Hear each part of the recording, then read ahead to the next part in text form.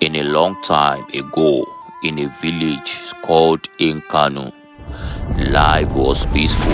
The village sat on a high hill surrounded by thick forests, wide rivers, and talking birds. Inkanu people were known for their drumming, farming, and powerful festivals. But Inkanu also had a secret, a spiritual covenant. Once every 50 years, the village had to make a sacred offering to the spirit of the hill, an ancient being who lived deep beneath the ground. If the offering was not made, disaster would fall on the people. The offering was simple. A chosen child must enter the forest alone on the last night of the dry season, never to return. On a stormy night, lightning struck the biggest tree near the shrine. The next morning, a baby boy was found lying under the burnt tree, not crying, not laughing, just silent with bright eyes and dark skin like coal. The priest Baba Uko declared, "This is the child of the covenant. His name shall be Oziaku, the one born for sacrifice." The village accepted the prophecy. His mother, a young woman named Enemdi, wept but raised him with love. Oziaku grew up different. He never spoke a word, but he could hear things others couldn't. The wind, the drums, the whispers of trees. He played the talking drum better than anyone in the village.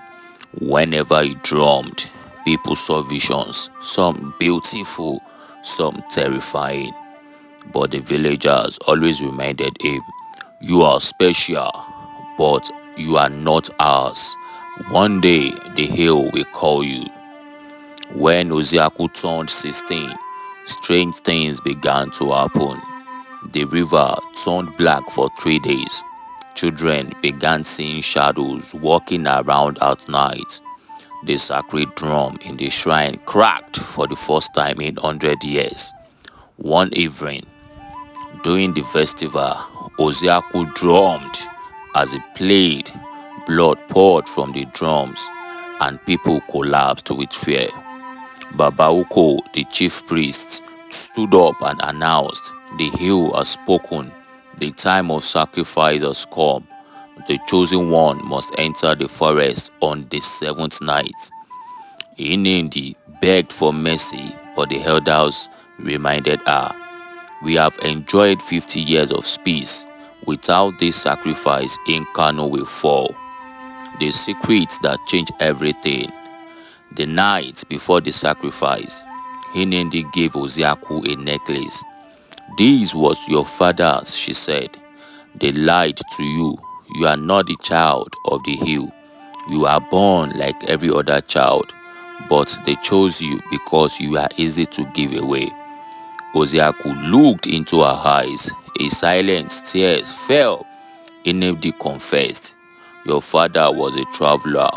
He came from the east. He had golden skin and carried a drum that sang by itself. The elders feared his power. They killed him and blamed the gods." Oziaku's body shook. The truth was heavy. He was not chosen by spirit. He was chosen by fear and betrayal. On the seventh night, the whole village gathered to watch Oziaku walk into the sacred forest. He did not cry.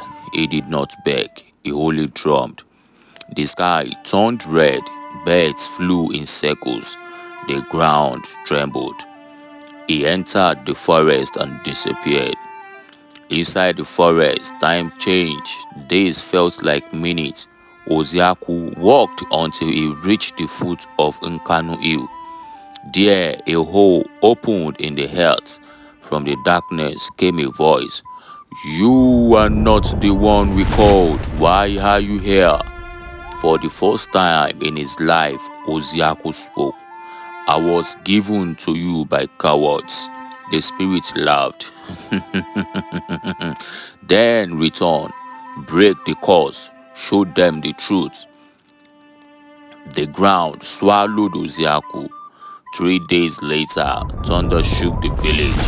From the forest came a sound, not of animals, not of wind, but of drums and many drums.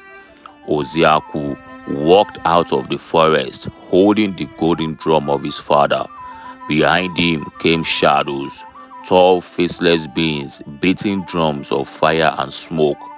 The villagers screamed, Babauko fainted. The elders begged for mercy. Oziaku climbed the shrine steps and spoke. You offered me to save yourselves. You broke my voice. You killed my father. Now listen to the rhythm of your lies. He struck the drum once. Lightning struck the shrine. The ground split. The elders fell to the ground, confessing every hidden truth. The spirit seized Babauko. Your time has ended, they said. He was swallowed by the heart. Oziaku stood before the people. He raised the golden drum and said, There shall be no more human sacrifices, no more lies hidden under tradition.